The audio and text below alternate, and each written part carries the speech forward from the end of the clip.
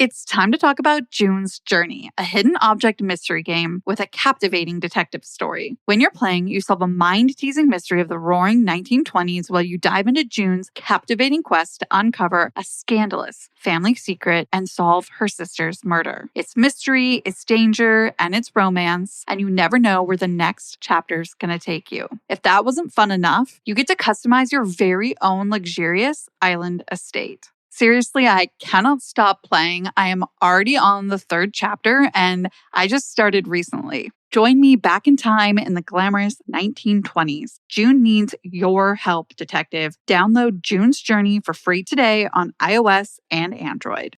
Is your daily grind getting you down? A ThermoSpa's hot tub may be the solution. Just a few minutes under those powerful soothing jets, and all your stress seems to melt away, like you're lying on a cloud of bubbles. You'll not only feel better, but sleep better too.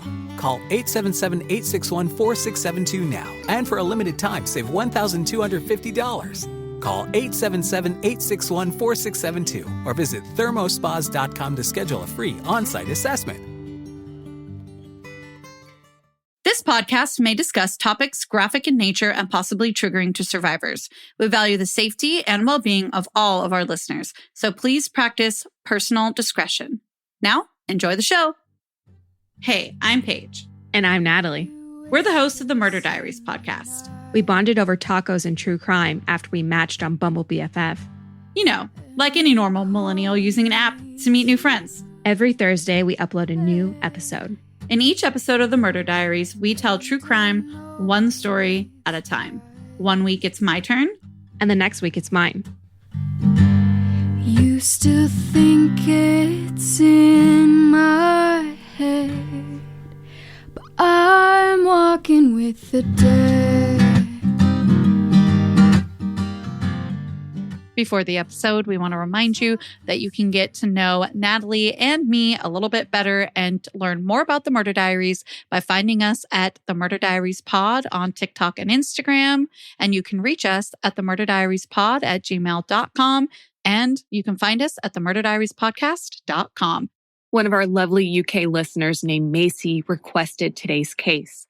It's about a 19-year-old girl on her way to work who seemingly vanishes into thin air. 1 minute she's captured on CCTV, and the next she's gone. That was 3 years ago. Law enforcement and her family refuse to give up their search, but the passage of time has yielded very few leads and no answers, leaving just as many questions as the day of her disappearance. We want to state for this episode that it is still active, so the current call to action is for anyone who knows something, who heard something, to come forward. We certainly hope that we are doing our part and helping by sharing today. This is the story of Leah Croucher. February 15th, 2019 starts like any other Friday at the Croucher family home, located in Emerson Valley, Milton Keynes, which is about 50 miles outside of London. Leah wakes up around 7:30 and goes through her morning routine. She opens the blinds, makes her bed, and gets dressed. She opts for black high-top Converse sneakers, black skinny jeans, a gray hoodie with Stuart B. Taekwondo printed in bold on the back, a black coat on top of that, and a quilted black backpack. I am sure many of our listeners are wondering what the deal is with the Taekwondo sweatshirt. That's just not a type of sweatshirt that you typically see a lot of people wearing. I'm so glad you brought that up. Leah actually studied Taekwondo alongside her brother and father for many, many years, and they often competed internationally. There are multiple photos of the three of them proudly posing in their dobaks with black belts of multiple degrees, so I'll be sure to include one of these photos in our Instagram post. Overall, Leah's outfit is a cozy and comfortable ensemble. It's perfect for a chilly February morning, especially when there's still snow on the ground like there was on this day. Besides Leah, the house is quiet. That's because she's the only one home, as her parents, Claire and John Croucher, have already left for work, and her two older siblings, Hayden and Jade, no longer live there. Leah's actively saving money because she plans to follow in her siblings' footsteps and get an apartment with a friend in the very near future. She's excited for the independence an apartment would give, while still soaking in all of the quality family time that living at home affords her. After all, the Croucher family seems to have been exceptionally close. Her siblings Hayden and Jade adored their baby sister and were always very protective of her. Now that she's ready, she heads out the door 30 minutes later at 8 a.m., beginning the 2-mile trek to work. Leah walked to work most mornings, so again, this is a typical Friday for her. And according to her mother, Claire, Leah often varied her 30 to 40-minute route in an effort to stay safe, not be predictable to anyone that may be laying in wait for her to walk a certain way, especially given the fact that 25% of Milton Keynes consists of woodland. You just never know who could be hiding out there. Investigators later verified that Leah did in fact take a different route to work than the one she did the previous day, February 14th or Valentine's Day, thus confirming her mother's information. According to them, February 14th, she walked down Dulverton Drive and along Luxburg Drive under H7 Chaffron Way. Then she took a combination of Faraday Drive and the adjacent roadways through Shenley Lodge and into Knoll Hill. Changing up your walking routes and when you walk those routes is literally one of the most common things that we see as true crime consumers. Even law enforcement touts it as a really important piece, especially for women. So if Leah didn't walk the same route as the day before, which route did she take on the 15th? And how do investigators know? Fortunately, there was CCTV footage and it captured Leah en route twice that morning. The first instance is at 8:07 a.m. on Lee Hill, and it's pretty close to her home. She's captured on the screen for 5 seconds at most. It's so fast, if you blink, you'll probably miss her speed walking across the screen and past a parked white sedan in the corner. The second and final confirmed CCTV footage shows Leah walking down Buzzicott Lane in Furston. It's still pretty far from work, about 1.5 miles, and it's 9 minutes later at 8:16. Her hands are in her coat's front pockets as she walks by a hedge, and she's not going quite as fast as that first clip, but she still has a pretty good speed to her walk. 14 minutes later at 8:30 a.m. marks the last activity on her phone. And then 4 minutes after that at 8:34 a.m., Leah's cell phone turns off for the last time. 9 a.m. rolls around and Leah never arrives at the finance company she worked at as an office assistant. Her employer calls her, but those calls go unanswered, which makes sense because we now know her phone was turned off at that point. The boss contacts Leah's parents, John and Claire, at the end of the workday, informing them that she never showed up for work and hadn't called in sick either. He was worried. After the call, John and Claire looked to their phones to check Leah's location, which she'd openly shared with her family, and their hearts sank when they discovered that she had turned off the GPS location on her phone the day before, on Valentine's Day, for the first time ever. They want to know, why did she do that? Nobody but Leah knows. They then raced to Leah's bedroom, hoping that all of this was just some big misunderstanding, that Leah was in her room and hadn't gone into work that day for whatever reason. But when they enter her bedroom, they don't find Leah. Instead, they see Leah's room perfectly put together, the way she left it every morning. The curtains are open. Her bed is made. Nothing appears out of place, and it's clear Leah never returned home after leaving. They then call Leah themselves, but their calls also go unanswered. John and Claire come to the realization that something is terribly wrong, as they're now living every parent's worst nightmare. Their child is missing. Claire reports Leah's disappearance to local authorities, while John begins searching for his teenage daughter. Not long after the missing persons report is made, the investigation into Leah's disappearance officially begins.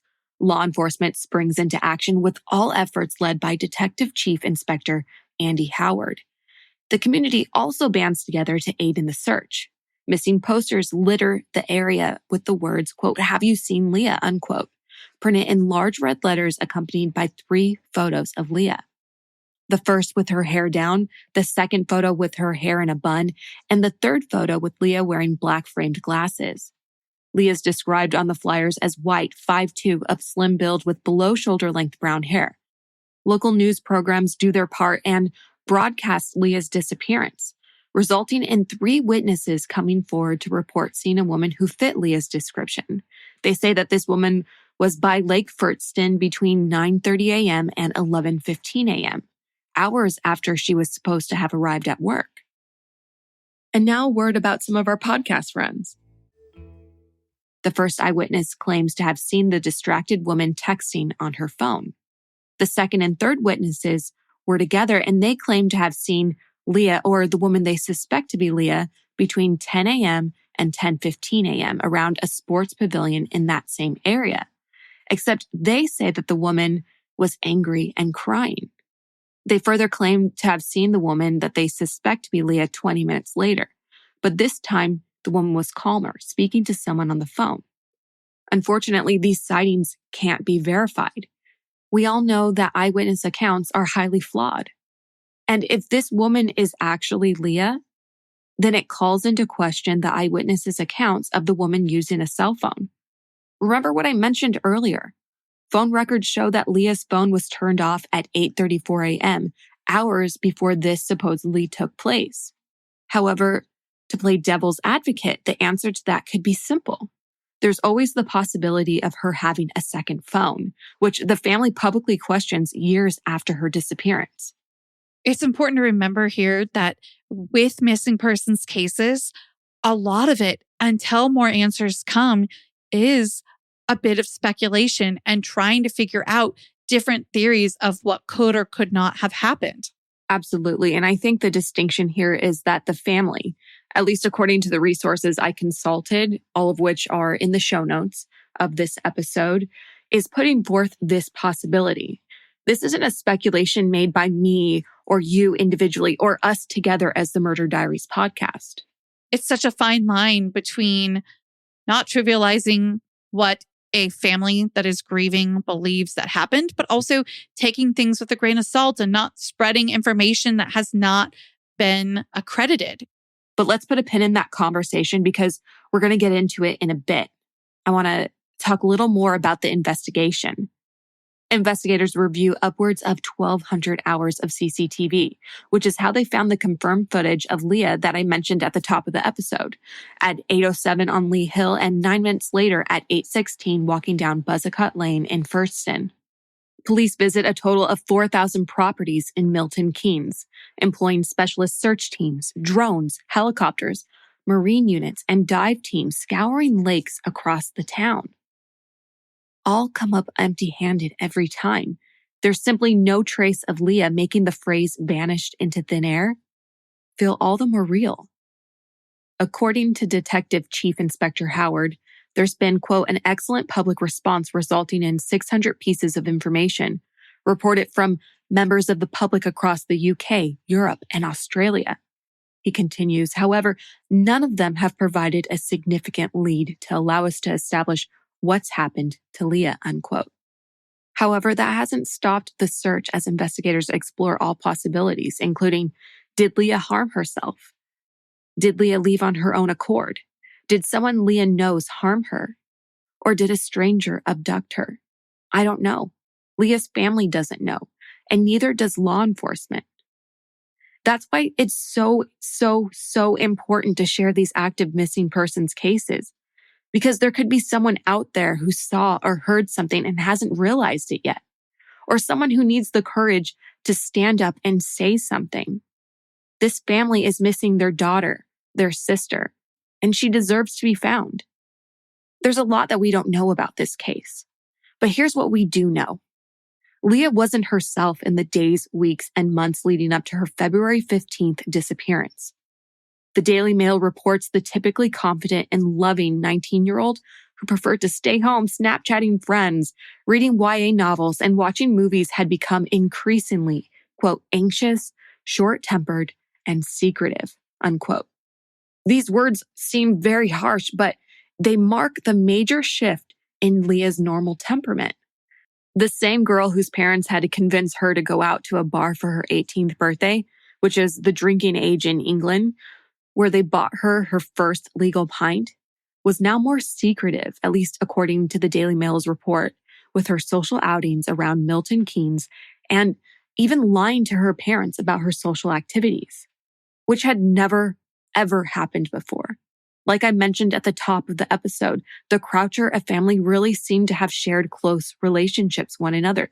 They were open and honest, and they even shared GPS locations. I mean, how more honest can you get? None of the resources give a clear reason as to why. Why was Leah acting this way when she had never acted this way before? However, some resources hint at a new romantic relationship that had started the summer before, summer 2018, as being the cause. Specifically, Leah's involvement with an older engaged coworker whose name has never been released publicly. Leah's mom, Claire, recalls learning of her daughter's relationship. She told UK news outlets, quote, Leah was talking about this man all the time.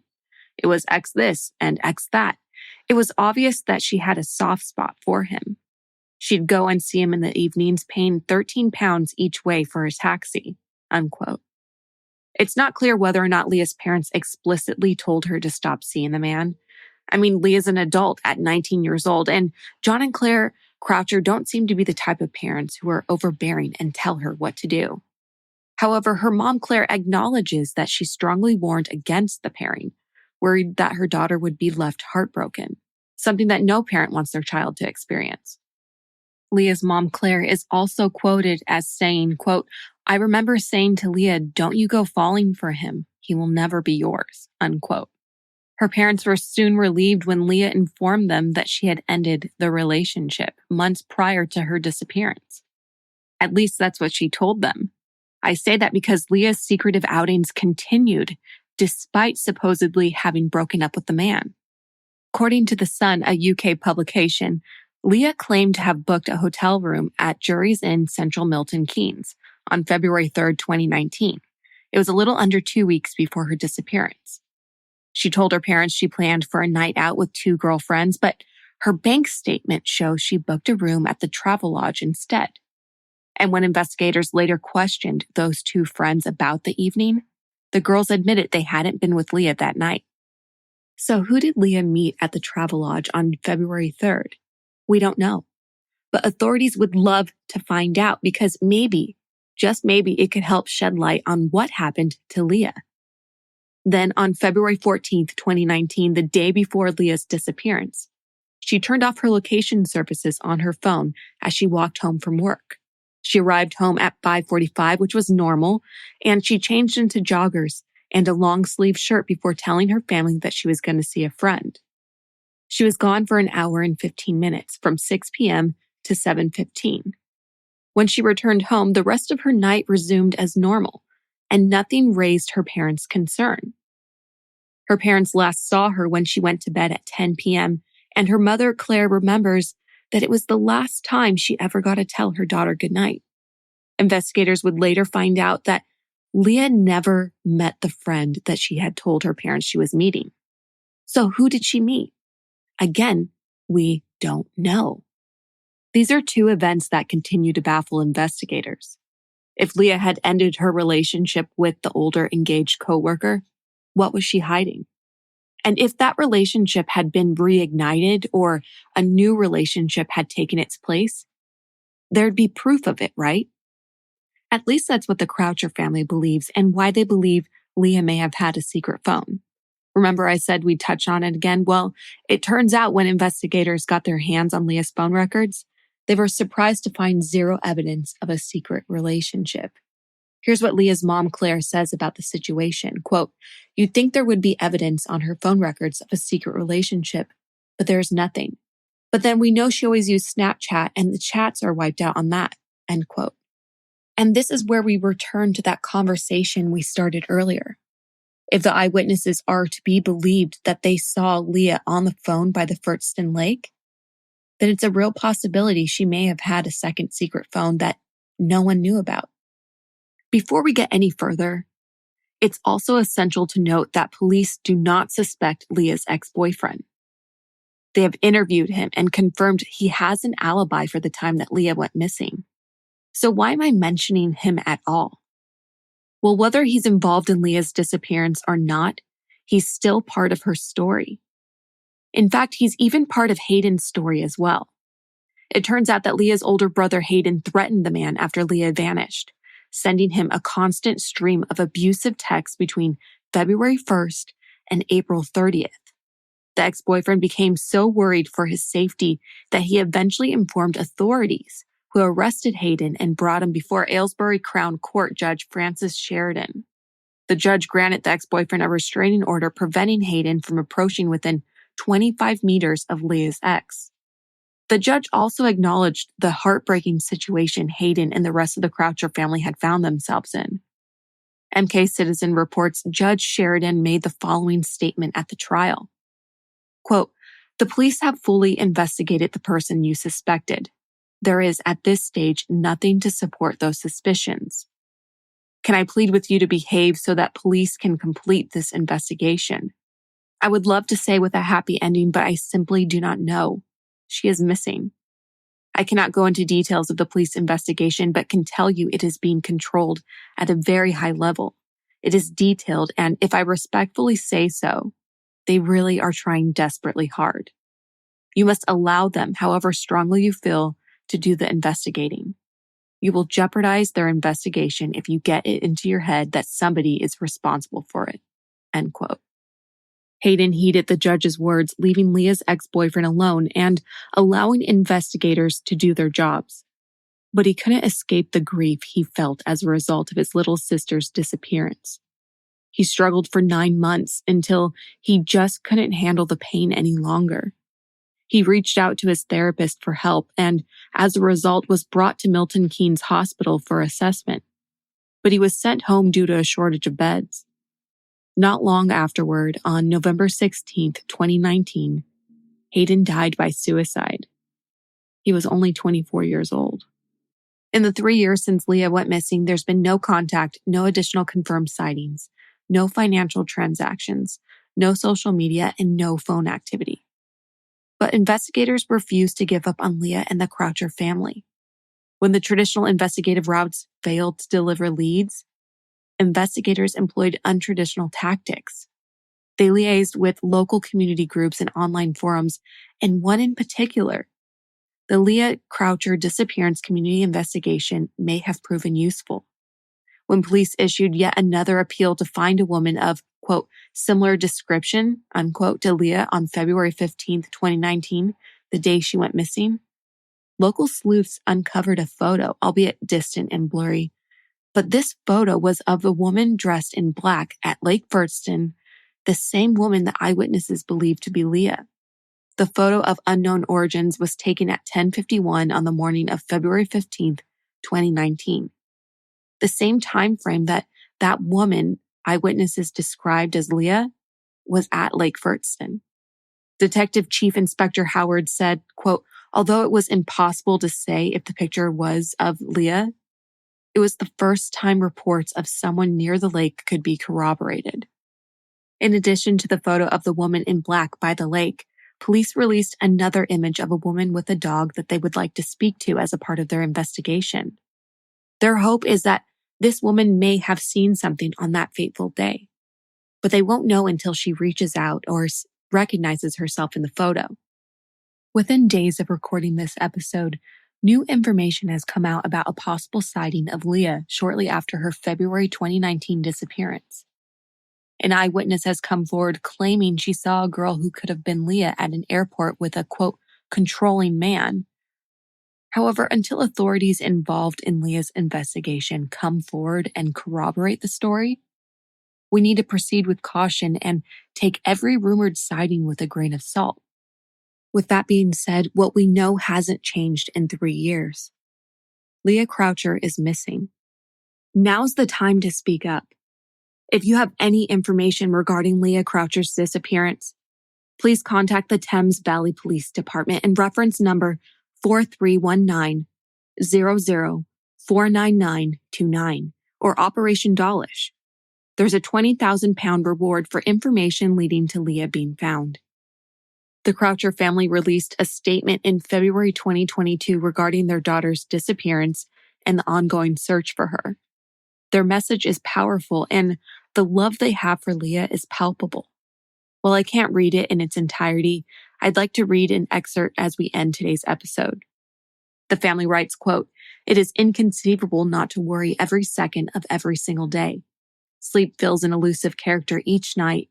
Waking each morning, we never feel rested and refreshed. Each time the phone rings or there is a knock at the front door, our hearts still leap in our chests.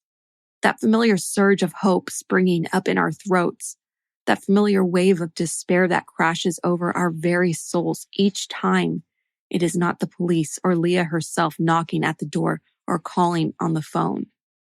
Again, we ask for the public's help.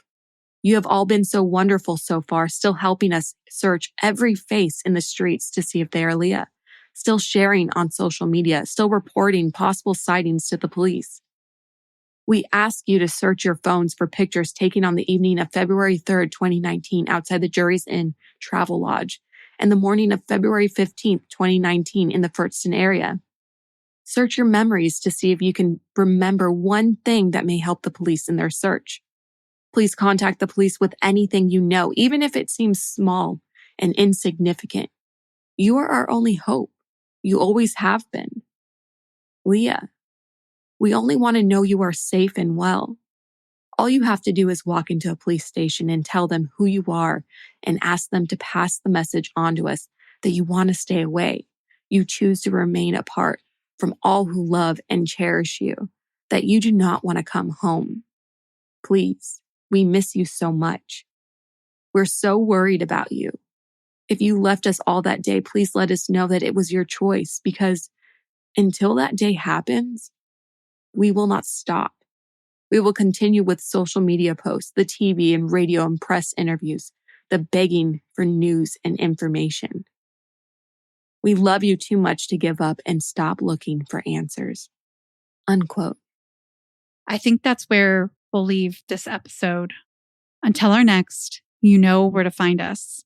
At the Murder Diaries Pod on Instagram and TikTok, at the Murder Diaries Podcast.com, and the Murder Diaries Pod at gmail.com.